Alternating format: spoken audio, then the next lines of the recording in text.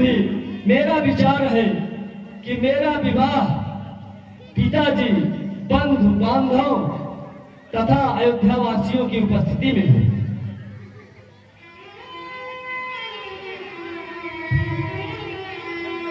धन्य हो राम, तुम मर्यादा पुरुषोत्तम हो।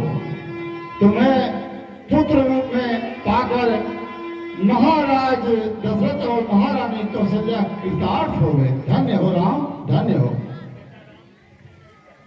बेटा राम, तुमने ठीक कहा, ऐसा ही किया जाएगा। हम तुम्हारे कहने के पहले ही ऐसा ही करने वाले थे। गुरुदेव, मैं चाहता हूं कि आज आप विवाह की मुहूर्त निश्चित कर दें और दूत के माध्यम से अयोध्या में भेजी जा सके।